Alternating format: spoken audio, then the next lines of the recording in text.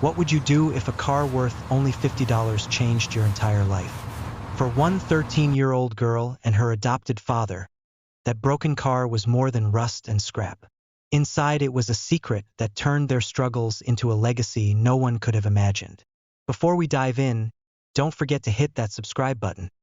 It helps us bring you more incredible stories like this one. Walter Booker was not the kind of man who made headlines. He didn't have a mansion, a corner office, or a fancy suit. His name wasn't printed in newspapers or flashed across TV screens.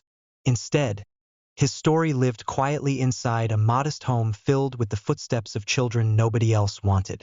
Over the years, Walter had opened his heart and his door to every abandoned child who came his way. Black, white, Latino, mixed, it didn't matter. If the world had turned its back on them, Walter welcomed them in. Neighbors whispered, "Why take in more when he can barely feed himself?" But Walter never cared about their gossip. To him, family wasn't about bloodlines or bank accounts.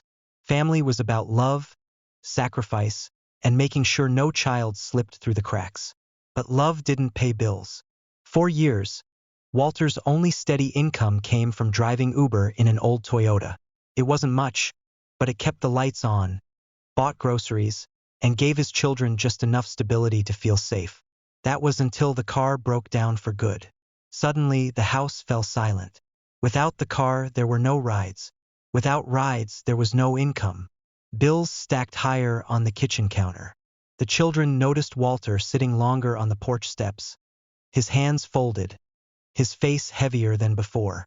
Emily, his oldest adopted daughter, couldn't stand to watch. She was only 13, but her heart carried a wisdom far older. One evening, she gathered her younger siblings in their small bedroom. They whispered, counted coins, and pooled every crumpled bill they could find. Daniel, only 7, gave up his candy money.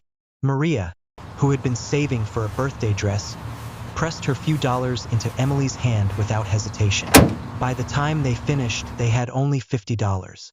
But Emily looked at it as if it were a fortune.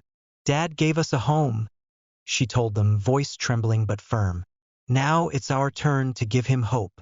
The next day, Emily and her siblings returned with a car that barely looked like it could stand.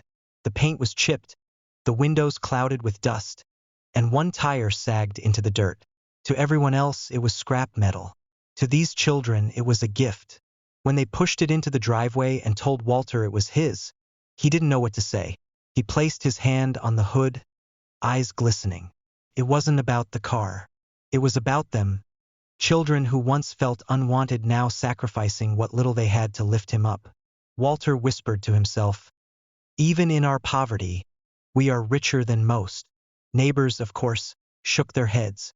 2 men across the street sipped coffee and muttered, "That Booker's wasting his life. All those kids and now a junk car? Love don't pay the mortgage." But the children didn't hear them. Every morning before school, they polished the windshield with rags, brushed dust from the hood, and stood proudly by their gift. To them, that car wasn't junk. It was proof that they still believed in their dad. Walter wanted to tell them they had done too much. But every time he looked at their wide, hopeful eyes, the words caught in his throat. So instead, he rolled up his sleeves. At night, after long hours of odd jobs, he worked on the car in the driveway. His hands were stained with grease, his shirt soaked with sweat, but his children sat beside him, cheering him on. Emily sketched ideas in her notebook. Daniel whispered, "One day, Dad's going to drive us all to the park again." Those words kept Walter turning wrenches deep into the night. One chilly evening, as moths circled the flickering work light, Walter reached under the driver's seat, searching for a loose bolt. But instead of cold metal, his fingers touched something strange. Heavy, solid, wrapped in oily cloth. He froze. Slowly, he tugged it free. The children leaned closer, holding their breath. Emily whispered, "Dad, what is that?" Walter peeled back the layers of cloth.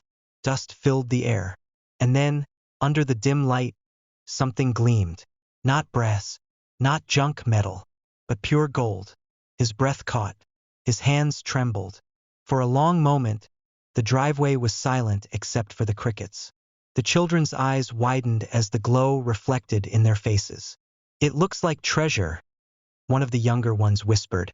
Walter couldn't speak. All he could think about were the years of skipped meals, the nights of unpaid bills, the weight of responsibility he carried alone. Was this a blessing or a test? That night, the gold bar sat in the middle of their kitchen table. Its glow seemed almost unreal. The children circled it, whispering in awe, afraid that if they touched it, it might vanish. Walter sat silently, chin in his hands. He had seen men ruined by quick riches. But when he looked around the table, he saw something different. Not greed, but trust. His children weren't asking for riches. They were asking for a future. The next morning, Walter carried the gold to a trusted appraiser downtown. The man's eyes widened instantly. He tapped it, tested it, and finally leaned back. "It's real, pure.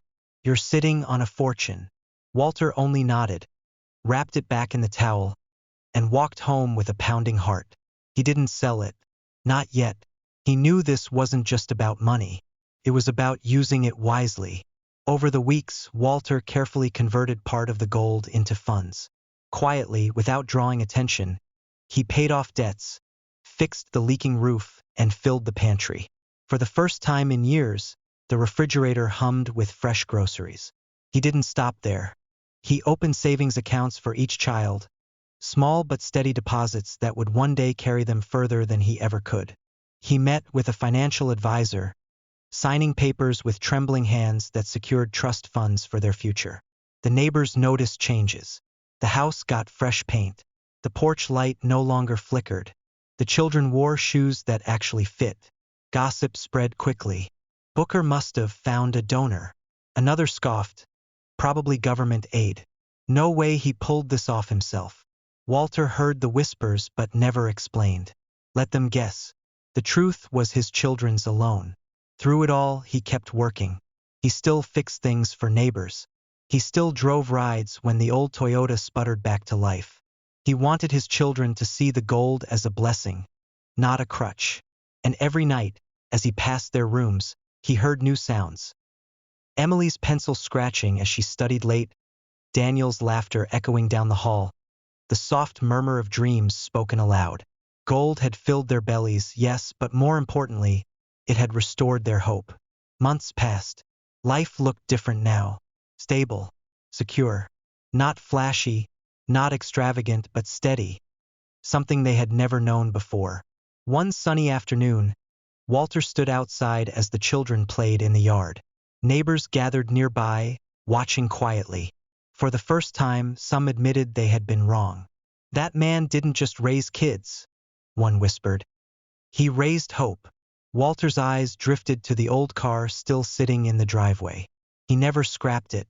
Instead, he kept it as a monument, a reminder of the night his children believed in him more than he believed in himself. When people asked what changed his life, he never mentioned gold. He simply smiled and said, "It wasn't treasure that saved us. It was love." Because the greatest miracle wasn't hidden beneath a car seat. It was already sitting around his table. And that's how one broken-down car, bought with $50 in love, carried a family from struggle to legacy. If the story touched your heart, don't just scroll away. Hit subscribe and join us for more powerful stories. And remember, sometimes the smallest sacrifice